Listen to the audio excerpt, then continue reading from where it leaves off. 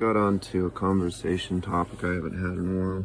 People don't like talking about this stuff much, but it resulted into a climax in my philosophy where a perfect utopian society turns every life into an art form. And this is the epitome of a progressive civilization pursuing humility.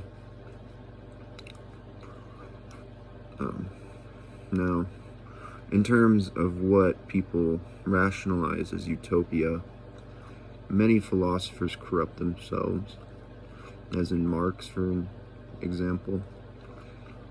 He was willing to sacrifice the questions for dictation and to guide philosophy, which is why a philosopher always tries to inspire thought, at least a pure philosopher. And so, to me, as an artist, and through the analysis of philosophy, I figured that a perfect utopian society would, well, essentially it starts off where we build these skyscrapers to house our fields. And I wanted to write a movie script about this. I just can't figure it out. I've had dreams about it, which is really interesting. So maybe I could have wrote about the dreams. Some of them I do write down. Anyway, I got off topic again. But so these skyscrapers, and this is probably what we are going to do in the future, is turn skyscrapers into layered fields. And then you use, solar power and whatever you call those lights. They're like glass lights to transfer light and stuff.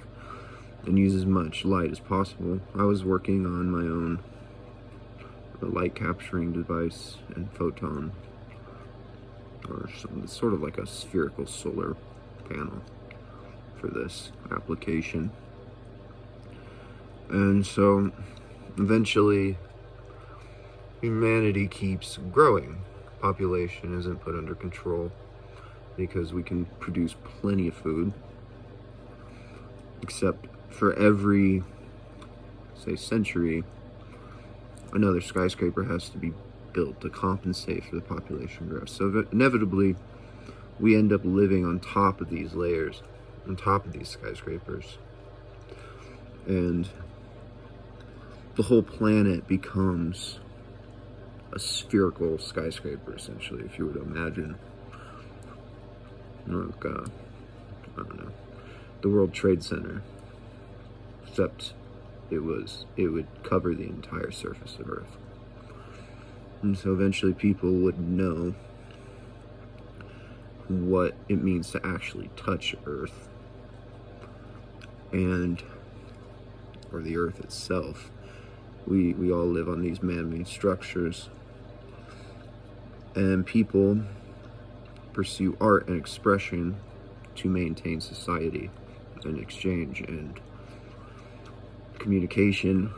And instead of, say, businesses, it's people that express themselves and exchange expression. Well, as equity turns into art, or art turns into equity, history becomes our purest form of equity. And so people refuse to judge art and remove it. Instead, everybody has to keep expanding. And the only way to do that is to remove Earth. So that's where you get your matter from. People build, people paint, people sculpt, they construct. It's like, think of it like perfect Rome in the future. Eventually, the core of the planet has been converted into art. And so at this point, you have this massive structure where everything that's just not art has been turned into art.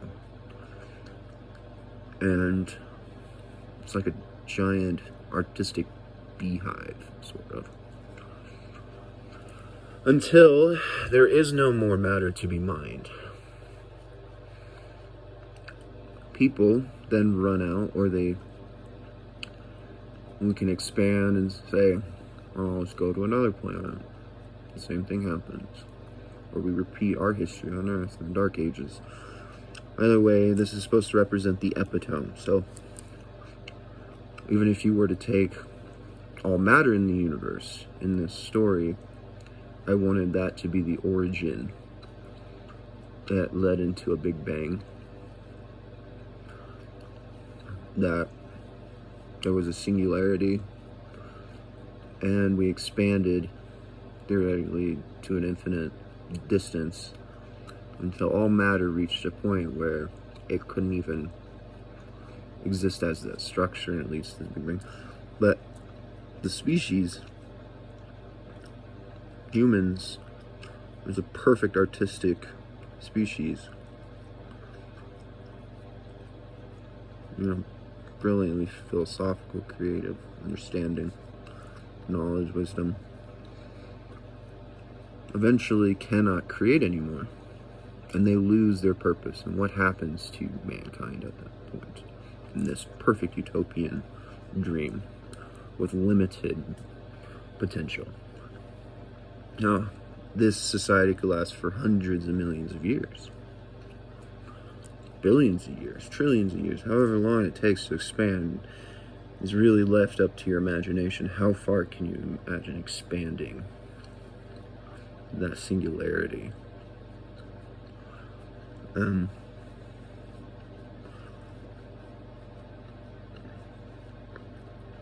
that collapses and the universe forms and our galaxies form and all this other stuff. But I'm not a writer.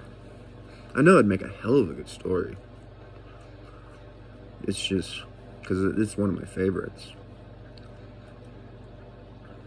And it's all founded around my studies of philosophy and over the last 8 years. And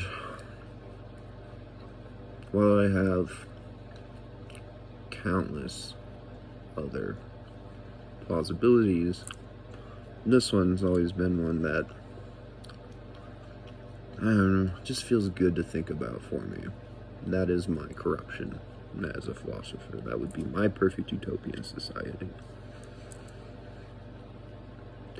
If I were a Karl Marx, that would be my whatever the fuck book he wrote. I don't know. I'm not an expert in him. But, or my Mein Kampf, per se. There you go. So, if I were Hitler. Or my theory of relativity, if I were Einstein. Or